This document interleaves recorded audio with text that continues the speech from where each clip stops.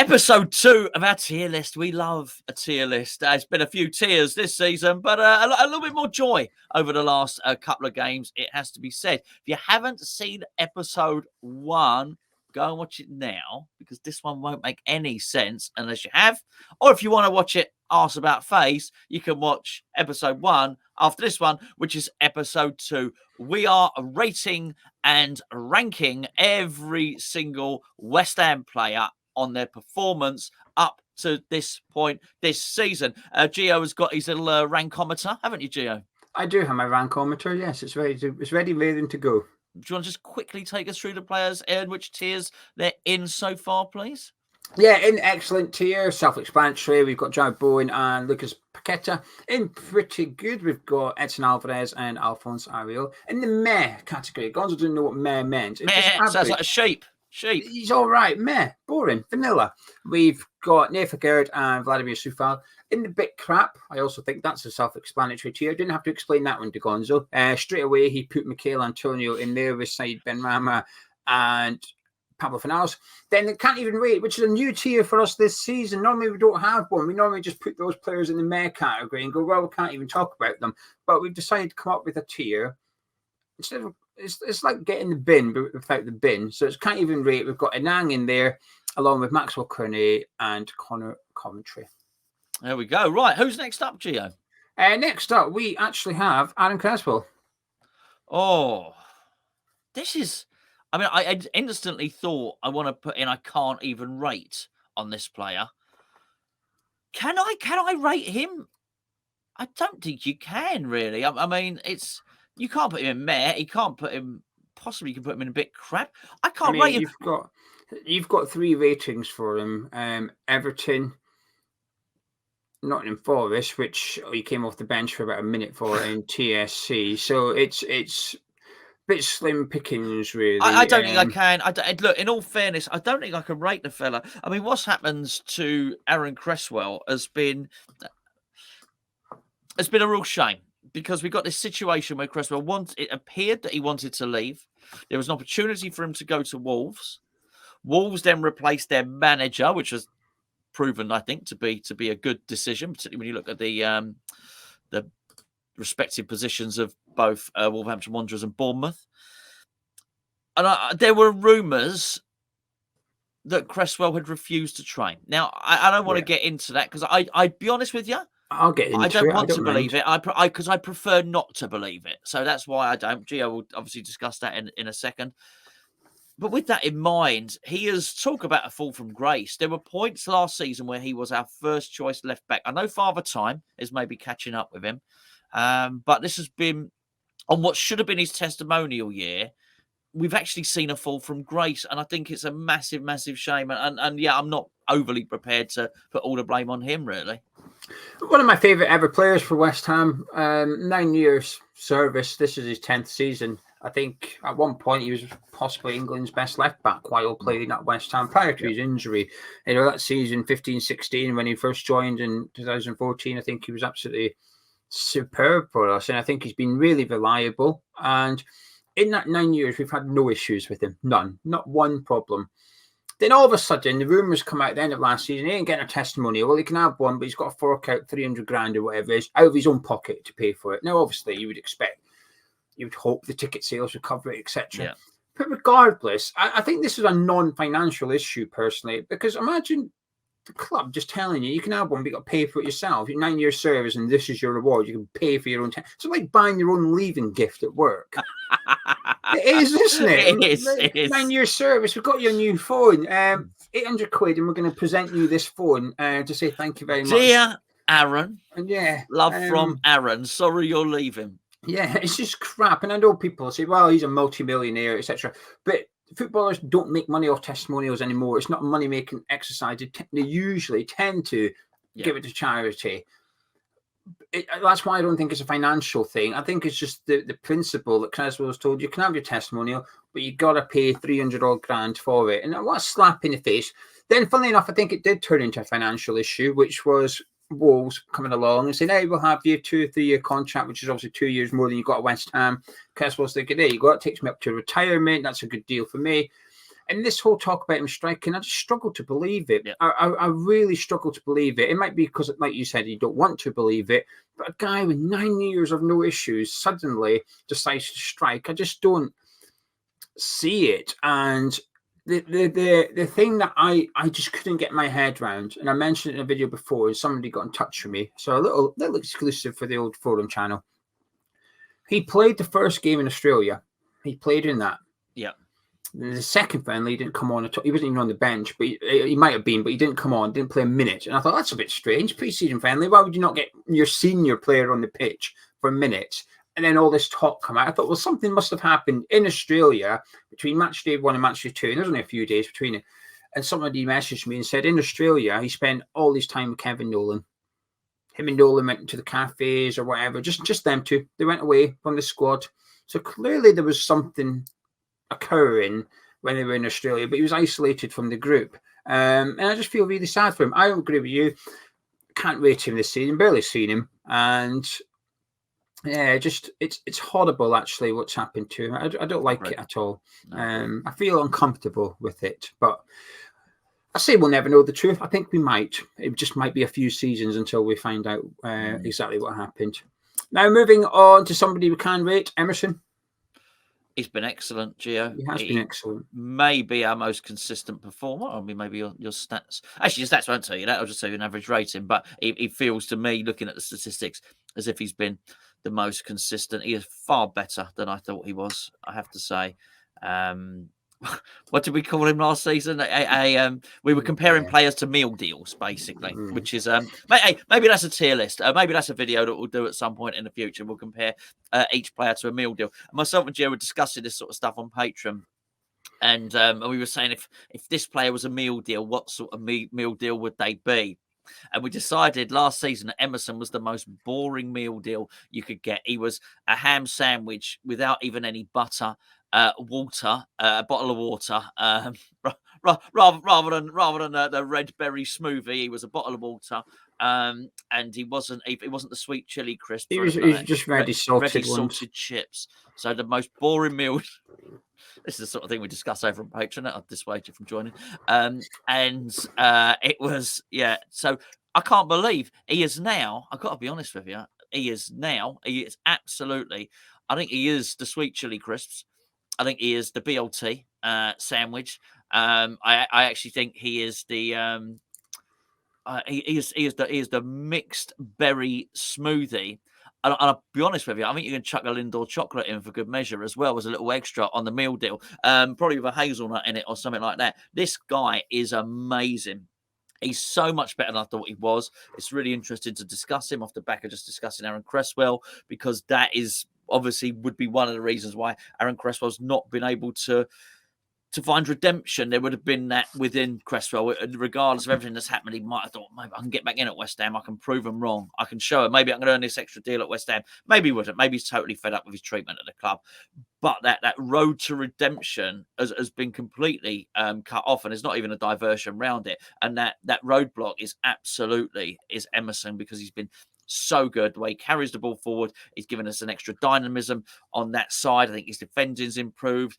And I think he, as much as anything else, has put a magnifying glass on the right back position, because now we're looking at it thinking, actually, we could do with a bit of this over on the other side as well. Really good.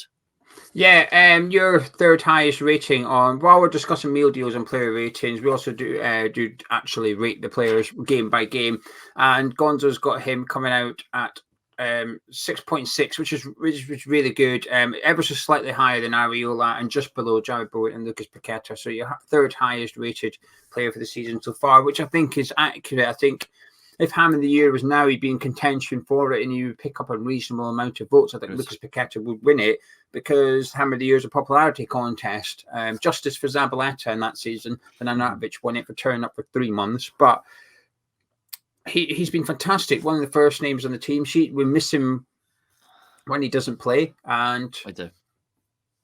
It's got to the point where I generally don't know how we go about getting a replacement for Aaron Cresswell, because you can't get someone that good, because he won't get in the team ahead of Emerson. He's made it his own, and he's fantastic down that left-hand side. Like you said, defensively, really good. I was worried about him when we signed him that he was a bit suspect. I thought he was a left wing-back rather than a left-back. And do you know what? I stand by that. I still think left wing-back would be a better Emerson. But, I mean, even that's a scary thought because he's bloody good at left-back. And there's not that many better than him in the league. When I watch the Premier League, I'll often find myself thinking who I'd like, well, just maybe the game's boring or something. I'll start thinking, I wouldn't mind him at West Ham, even if we wouldn't ever buy him. But sometimes I think, who's one of our players who get in this team? And there's not that many that I'd say no to about Emerson. You include better teams. You look at the likes of Aston Villa, you look at the likes of Newcastle. Yeah, Emerson would get in there. You look at Liverpool at the minute with Robertson got his arm in a sling. You're thinking, yeah, Emerson would get a game at Anfield at the moment. Fantastic. Didn't think he was this good. Been very surprised by him, and what a pleasant surprise it's been as well. So yeah, one of the easy players put in the excellent category, Gonzo. Yeah, I'll tell you what. If only Geo, you talk about getting a replacement. If only we had a young, talented, left-sided player that we could sort of groom and bring into the first team to sort of mould as his understudy. That would be nice, wouldn't it? Yeah, hopefully, maybe. I don't know. Maybe if there was someone called Ollie in the younger teams, that would help as well. Ollie would be a good name for a left back, I think.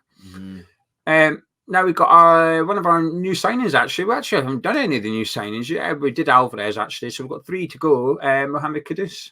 A very humble pose, actually, from Mohammed Kudus. I think it is. I think he's all tensed up, isn't he? I mean, someone's scratching their ear. I got in the bit crap. Can't see who that is. Someone's pointing. I think it's Cornet. Lucas Paquetá's giving it a bit of that. It's a humble pose, I think, from Kudus. But we've not seen humble performances from him. Actually, I think he's been pretty good, Geo. I think he's been pretty good. I actually think he's here. I think he's between pretty good and meh. I think but I'll put him in pretty good for context, which is it's a new club. I'm okay to go with it. I think. Do you want to know your ratings for him then? Just to before you tell me, what I am going to tell you is this. I say tell you, you know, but tell these fine people watching. Looking at my last 2 player ratings for him, which is Nottingham Forest and Olympiacos, he's got a 5 in both games. So I don't think he's played particularly well in either game. So I imagine his overall rating is not superb. What's his average? 6.5 actually, which is pretty good. Yeah. I mean, he's a hell of a player. He's a hell of a player. He really is. I think he would benefit with having a proper striker there. I really do. But like yourself, I am quite buoyed to see what he can do with Jared Bowen. I do think what would have been the ideal, and I still think the best thing for him is within the parameters of this, because I do think he was a Paquetá's replacement. So I don't think it was ever meant to be like this. So I think possibly the way you get the best out of him at the moment is either to play him as the forward, or if you're not going to do that, give Paquetá his free roaming role over on the left, play Kudus as the attacking midfielder and put Bowen back on the right. You put a proper striker in front of that lot, and I actually think we cause a lot of problems. But a really, really good, a great eye for goal, incredibly strong, completely suited. You never know before they come in whether they're going to be suited to the Premier League. He is. He's absolutely brilliant, Geo, and yeah. But obviously, I can't put him in excellent because he's had a couple of crap games. But that happens. You have some average games, not crap. A superstar in the making, only 23 years old as well. So the potential, the sky's the limit for him, really. I don't know how good he could be. We'll have to wait and see. But he's certainly capable of going on and playing for some of the best teams in world football. It's about whether we can unlock that potential, then capitalise on it. That's the big question. And I don't think we know his best position yet, whether it's, like you said, as a striker, attacking midfielder, a bit deeper midfield, out on the right, on the left, whatever. I think we're still trying to work out his best position, but also how to get him to fit into the West Ham team, because I think you might have 2 different answers there. I think Kudus' best position might not actually be applicable in this West Ham squad. I don't know. We'll wait and discover it. I think he's had some quiet games, I think, but I'm fine with that. He's only been here 3 months. He's settling into the Premier League. It's a new league for him, new country for him. I'm happy with what I've seen so far, and I've got big expectations for him. With, say, Edson Alvarez, I don't know how much better he can get. I think he can get better in terms of his value to the team. But in terms of could he go on and play for one of those Could he go and play for Man City? I'm not sure he could. Yeah. Could Kudus go and play for Man City? I think he could eventually. And so this is where I'm excited, actually, by what we can get out of him. And you know what? If Paqueta goes, or when Paqueta goes, it might actually unlock Kudus. It might be the better thing for him to, because at the minute he's not the main boy at West Ham. Yeah. Paqueta is. And I think actually building the team around him is how you get the best out of him. But he's not got that right at West Ham yet. He's got Jared Bowen and Lucas Paqueta in front of him in regards to that. And he almost has to just take what's left, if you want, earn it. And I think he will. I'm very happy with what I've seen. Very excited to see more of him for the remainder of the season. Lucas Fabianski. Middle meh, maybe. It's hard to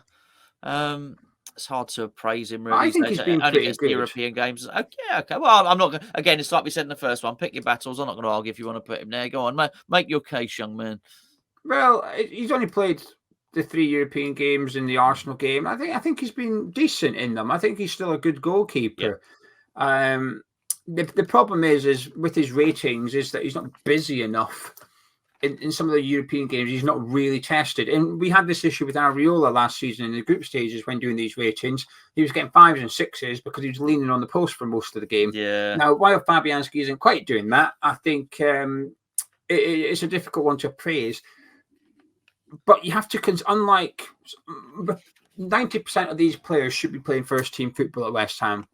But there's a 10% that actually their role within the squad isn't to play first team football. Fabianski's role isn't to be the number one. He probably thinks it should be, but actually it shouldn't be. Yeah. Things are going to plan at West Ham right now in regards to goalkeeping, which is Areola has taken over as number one. That was the intention. When we signed Areola, it was a succession plan that Fabianski would drop down to the cup goalkeeper and Areola would take the gloves. So Fabianski is actually doing the role that he's supposed to this season. He'll see it that he's been dropped, but I don't see it as that. I see it as just Areola. It was always going to be number. If anything, Fabianski did well to keep the gloves for a season longer than he actually did. So yeah, I'm more than happy with what we're getting from Fabianski. He's still worthy of being a number one Premier League goalkeeper, in my opinion. And yeah, I'm good with him, Gonzo. Yeah, mate. Listen, I don't mind. I'm not going to argue with it. As you said, I just checked. Yeah, I've got 3 ratings for him this season. So yeah, I'm it's fine there.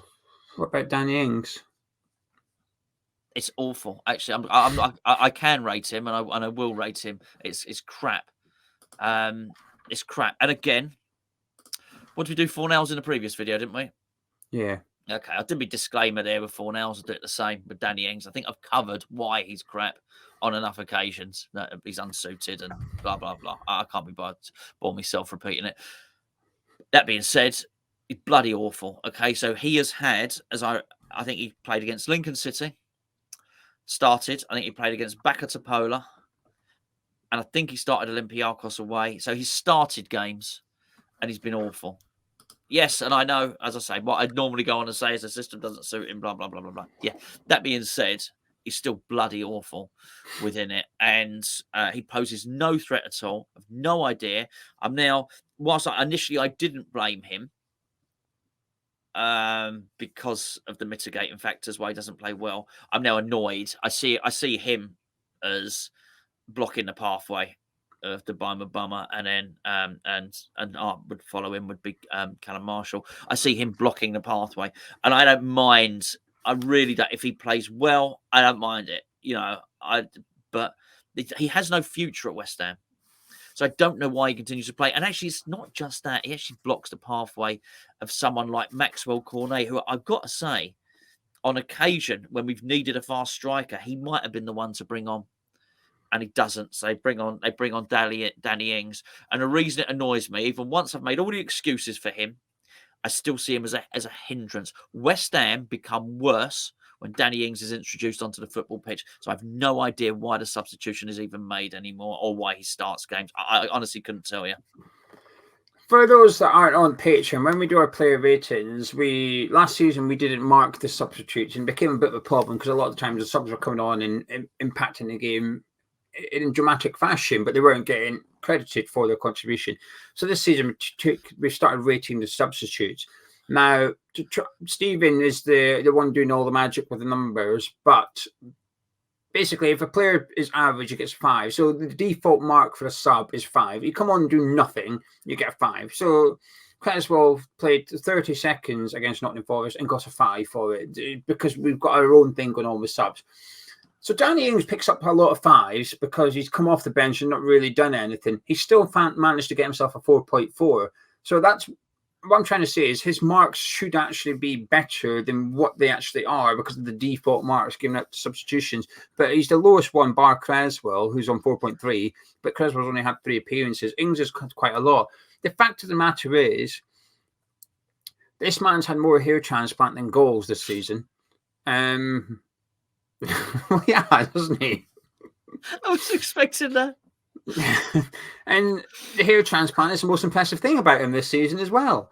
It's good.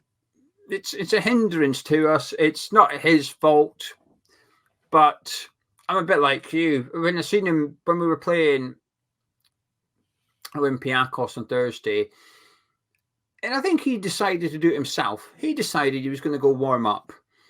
But as a fan, you think, oh no, he's going to be the one that comes on. But he didn't come on in the end. Yeah. But even just seeing him warm up was enough to make you go, oh, piss off.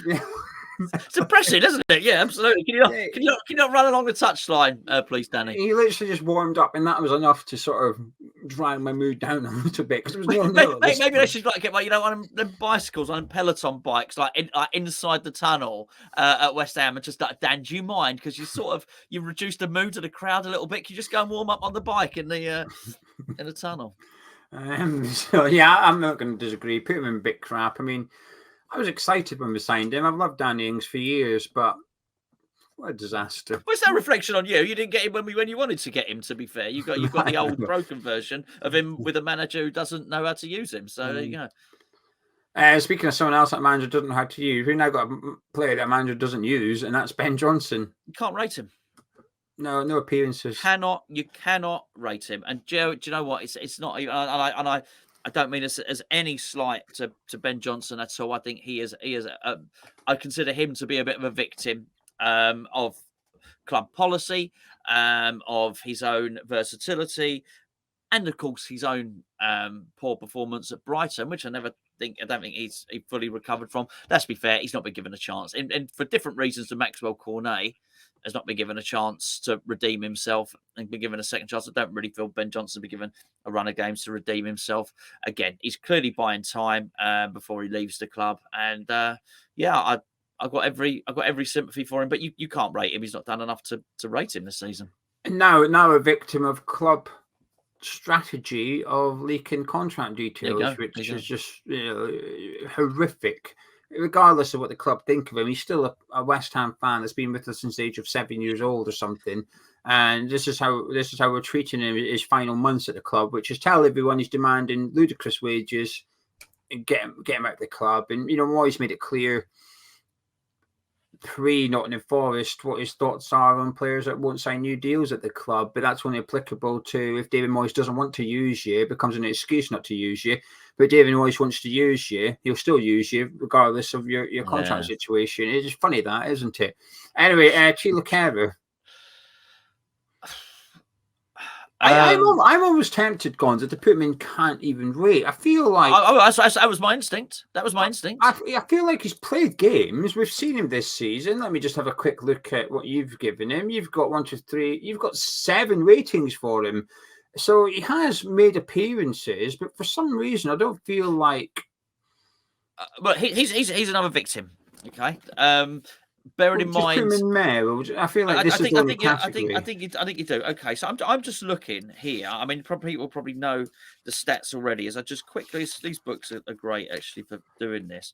I'm at the moment, I have counted 2 clean sheets, right, this season. Okay, 3 because you got Olympiacos. No, 2 clean sheets. 2 clean sheets. That's what I've got in this fine book here. I wouldn't mind if the defence had been good, but they haven't. The defence has been so poor this season. He's deserved his chance. I would say that. But again, you have to concede he's on his way out. He's on his way out. if things remain the same at West Ham. And I think they will remain the same at West Ham because, as I've been saying for quite some time, since the whole 6-7 game thing came out, we're not that bad that we're going to lose those games. We will win. We will win games. We're okay. You know, we're, as much as people get frustrated with Moyes, we're an okay football team. We are. And so if it carries on, and I expect Moyes to see out his contract this season, Thilo Kehrer will get frustrated, and so he should. He's a German international, and he's going to want to move on and do something else elsewhere. And I don't blame him at all, Gio. Yeah, frustrating for me. I really like him as a centre-back. As a right-back, no way, Jose, and that's where most of his performances this season have come, as a right-back.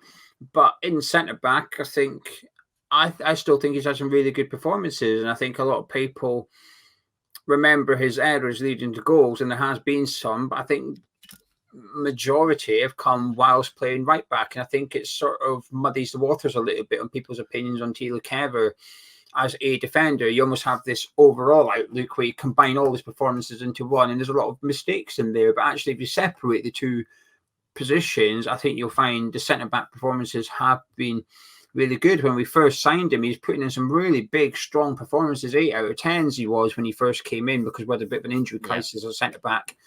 And then he sort of got moved to right back, and that's where he started to fall apart a little bit. I thought when the window closed, I thought we chose to keep him. The more it goes on, the more I think actually we probably tried to sell him as much as he was possibly looking to leave. I think we were possibly the ones looking to move him on, and we couldn't find a buyer for him from the Bundesliga, and he's stuck here because he deserves to be playing more. He's far too good to be fifth choice centre back with us, or even second choice right back, and he's not even second choice right back. He sort of plays when Soufal's unavailable. Well, that's not a second choice right back. That's just somebody that plays when the other guy's unavailable. There's no rotation there. It's just as and when required, and I think he's too good for that, quite frankly. And so, yeah, I agree with you. We'll keep him in. He's been okay, but it does feel like we've not really seen him enough this season. Moving on, Gonzo, we've from one German international to a Greek international who's played in Germany, Mavropanos. I'm tempted to put, he's in between pretty good and meh. I think I as a signing, I'm pleased with him. Right. I think he's got to go meh. Yeah, I've just seen a couple of mistakes. I've not got enough body of evidence yet. Yeah. I've seen some really good stuff. I suspect under a different manager, he will be. I know you don't want both your centre backs steaming forward. I understand that. But I do like the blend of Agurd and Mavropanos. Yeah. Because one of them has got a really good long range of passing, and the other one seems to travel well with the ball forward. You've got a right and a left footer. They're both fast. I think there's real promise there. I think under a different manager, and it's easy to credit Guardiola with John Stones and all the rest of it, but it could be the way that Frank Leboeuf used to come out of Chelsea, or Albert used to do it for Newcastle, or any number of centre backs that were encouraged to come forward. I really do think he could come forward and not only open things up. He's already won a couple of corners with marauding runs for us this season, and that's within the parameters of a team where it's probably not encouraged to do so. But I also think he doing that will commit players to him, which will create space for others. So if you can, I think there's promise there. So I think it's been a good signing, but there's been, a couple of decent performances, maybe a couple of average performances. So yeah, I think that's the right category for him. Yeah, I agree. There's just not enough game time. Yeah, you can go in these categories for different reasons. All the players, we've put a Gerd in there because we've seen lots of him, some really good performances and some really bad ones, so average is meh. Soufal's in there because we feel like he's been pretty average throughout the season, a couple of decent ones, a couple of poor ones, but generally speaking, quite consistent, 6 out of 10. But Mavropanos is going in there just because of lack of games, really. And then actually, I don't necessarily blame Moyes for that. It's just a new signing that's trying to disrupt a settled centre-back pairing. And I agree they haven't been at their best, but I'd imagine if there's any pairing in your starting 11 you don't want to break up, it's your centre-back one. Yeah. That must be the riskiest one to break. And I'd imagine most managers like to try and keep a bit of consistency between your two centre-backs. So I understand why he's had to wait for his opportunity. And this is where European football comes in handy, because without it, he would have probably had about one game So European football's been handy for his development so far. And I expect when we do this later on this season, Gonzo, I expect him to be in pretty good as a minimum.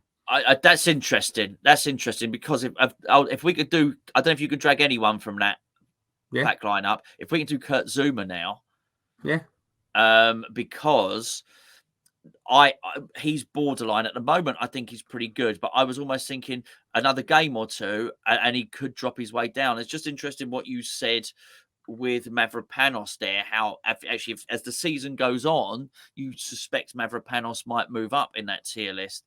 I don't suspect I have concerns that Zouma's, if I was to put him in pretty good, would be dropping down. I think he started off the season really, really well. I really did. I thought he was Mr. Consistent. Actually, I thought there was if you go and look at our player ratings book, Joe, I think you may well certainly look at my ratings. You may well have been on for him and Emerson, possibly the Hammer of the Year. I thought he was in top form. Just to back that up, he's on a 6.5 so far, which is a decent mark. But Chelsea, Brighton, Luton 8, 8, 9, Man City 7, and then you look at Nottingham Forest 6, Everton 5, Aston Villa 4. So there's been a few. It does feel like it's going like that. It really does. It's on downward trajectory. Now he can pick it up. Don't get me wrong. He really can, and I don't think the team as a whole has been defending particularly well. But I do think that we've referred to Zouma as broken for quite some time. I don't think it's been ever more evident than this season, where he's lost even more mobility, and I think he's bordering on it becoming a hindrance. I'll put it this way: I don't now see much difference in mobility between Ogbonna and Zouma, and that's not good for Zouma because Ogbonna's significantly older. I wouldn't look and think, oh no, Zouma is much, can turn much quicker than Ogbonna or can run much faster than Ogbonna. I really don't think that that's the case. And I think when you've got that, it's not.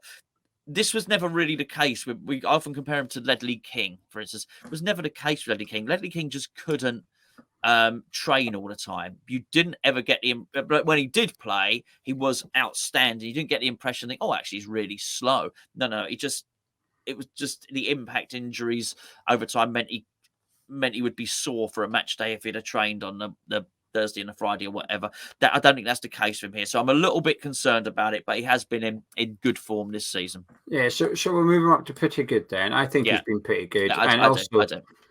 Captain as well. So he's had a bit of a promotion this summer, which brings its added pressure. Funnily enough, I think his good performances came while he was captain before he was officially captain. And since he's become the official captain, his performances have dipped a little bit. Yeah. But I think his cause for concern is just around his fitness. I say fitness, you know what we mean. Yeah. He's usually 80% fit. He's now 70% fit. He looks slow against Nottingham Forest again.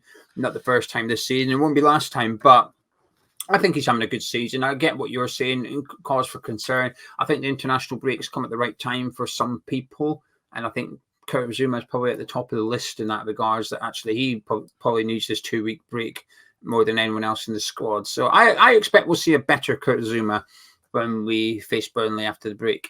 Let's wrap up the centre-back. In fact, let's wrap up the defenders. We've got Ogbonna now. Go on, what do you say? It's hard one. He's played a little bit. I think it's one of the bottom two, I think. Let me just check. He's scored the own goal again, Father Time. Not his fault. Well, Father Time for you, Chelsea and Brighton, he's got 7 and an 8. And then against Nottingham Forest, he got a 5 because he came on, but that's a default setting. And then TSC got a 5 and Olympiacos, he got a 4. So 2 good games in the Premier League and 2 poor games in European football for him so far, which... Yeah, maybe at most meh. But... Yeah, I would. If that's the case, and it is, and actually 2 good games in the league were good, actually, which is the higher level of competition. And it's easy to forget then because we're at the start of the season. You tend to remember the last month, don't you? Yeah. That's funny. That absolutely. Yeah. So we'll go with Ogbonna. I'll put him in there, but I have to be honest with you. I don't want to see him much. No. For the rest of the season, I don't want to see him. Maybe if we beat TSC and Freiburg drop points against Olympiacos, so we're guaranteed top before we play Freiburg. Certainly put him in for that one. But apart from that, I'm struggling to really think of a You'd game rather where... the minutes went to Thilo Kehrer, wouldn't you? Let's be honest. Yeah. 100%. I mean, to be honest with you, if it's a pointless game in European football, we've already won the group before we play before we play Freiburg. I'd rather see Casey. Yes, 100%. Do you know what I mean? What's the benefit of playing Ogbonna? It's just a pat on the back, really. It's, hey, here's a 90-minute reward for being an experienced player in this squad. That's all it is. There's nothing to really gain from it. I'd rather, like you said, I see him as the fifth choice centre back.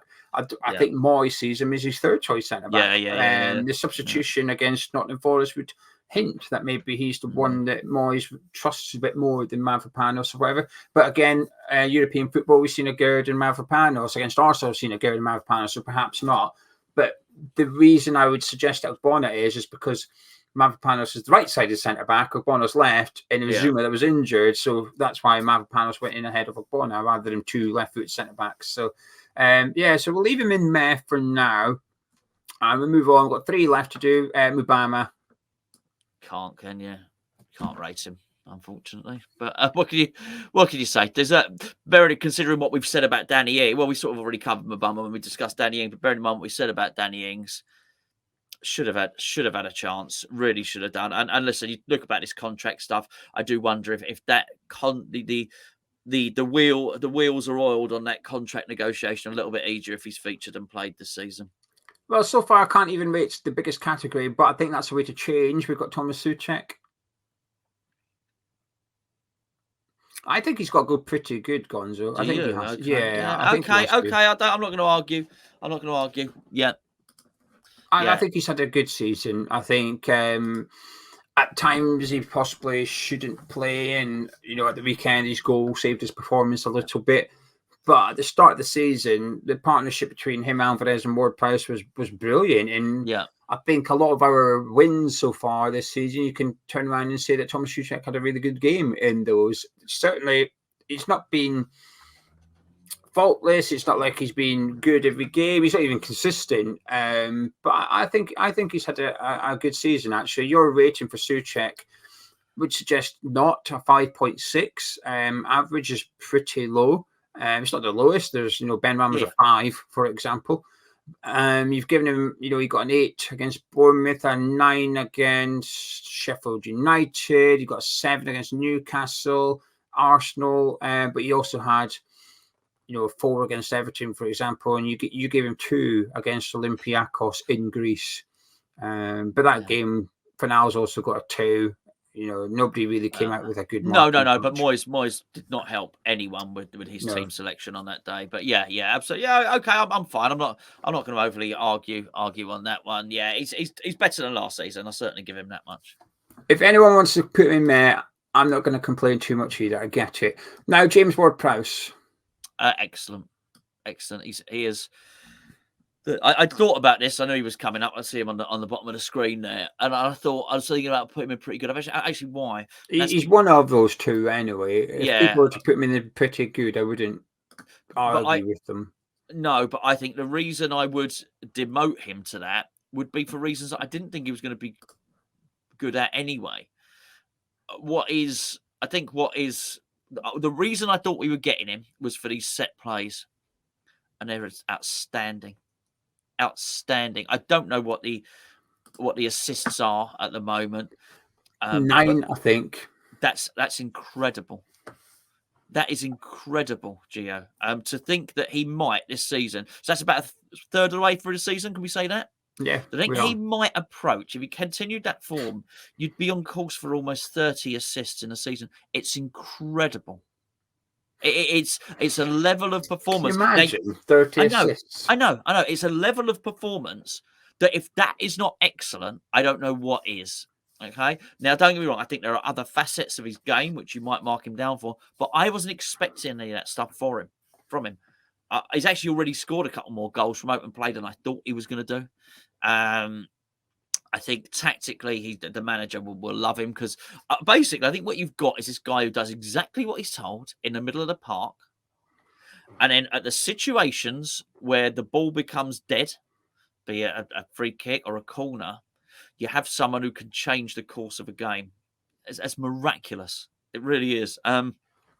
We have other players on the pitch who could do the stuff when the ball's being kicked around, like Kudus, Bowen, Paquetá, when the ball is dead. And this is, I think this may be the toughest time to do it, because it's the one time in the game where the opposition are set in a way that they've been able to train all week. During open play, players get pulled out of position, there's gaps open up, people fall over, all sorts of things happen. The set play is when you can be the very most regimented that you can possibly be as a tactician, as a coach. So they are there, they're in their positions, be it man marking or zonal marking, whatever they've trained to do, they are drilled. The most drilled point in the game is that. So that's really remarkable that from those highly drilled, regimented points in the game that he's managed to create 9 goals. Create, I say, that is what he's created is many more than that, because we look at the Olympiacos game. Both centre-backs probably should have scored. There's been other times as well. I think he's been an excellent signing.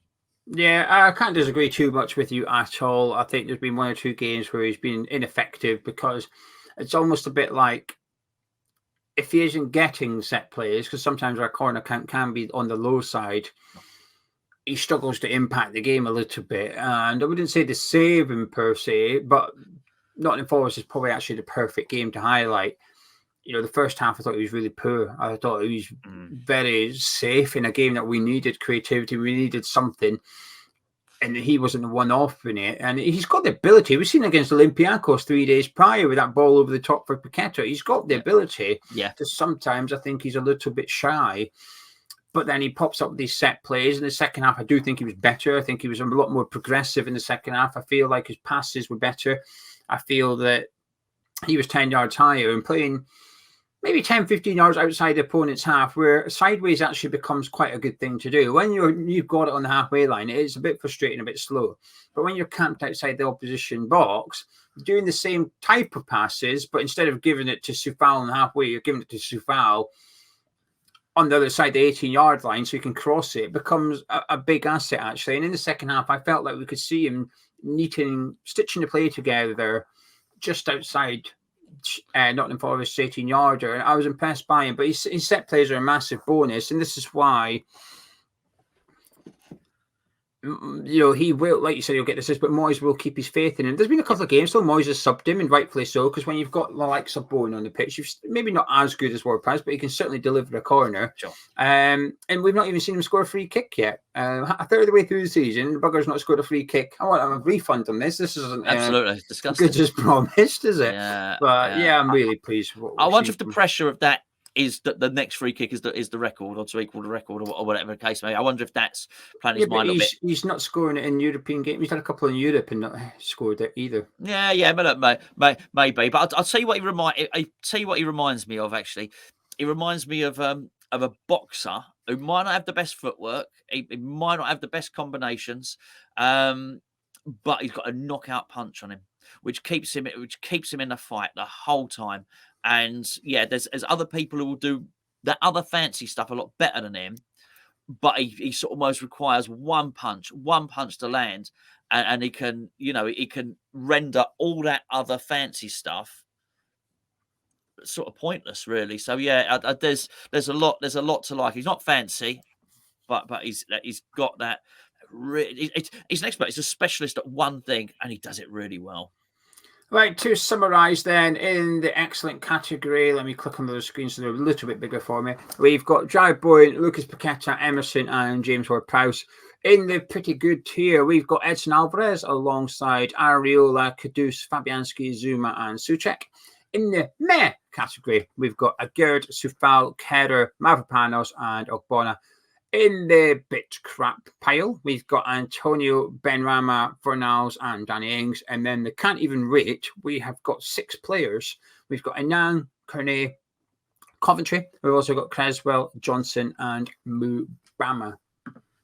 And there you go. Thank you very much, Geo, for compiling that list. I think there's there's a bit of everything there, isn't there? Some things to be pleased about, particularly given some of our new signings there, and particularly the development of of Emerson. I think the way he's gone from understudy to being undroppables. I think there's some really good stories in there, but there's definitely a couple of stories in there which are concerning. I think primarily sort of surrounding Danny Ings, Pablo Fornals, and Maxwell Cornet and Divine Mabama. You would hope that there'd be a little bit more in there. And I think, maybe not the headline grabber, but Thilo Kehrer, there's a little story in there as well, actually. This, as I say, was the second part of the video. The first part was where, if you're wondering, why was that only half populated? But when And we who's started, HelloFresh? When did we sign him? we didn't sign HelloFresh. We didn't plug them in this video. Well, because quite frankly, they're not paying us to. No, but I will tell you now, it is good stuff. It really is. We're not just saying it because we do. They won't even be watching this one, so we'd say it is pretty damn good stuff. Thank you, Geo, for compiling all that. Let us know your thoughts. If you think we've got it horrendously wrong or brilliantly right, please let us know in the comments below. Don't forget to like and subscribe. To be fair, I'd much prefer you to subscribe rather than like. I don't know which one's better. We don't care. We'll catch up with you later on.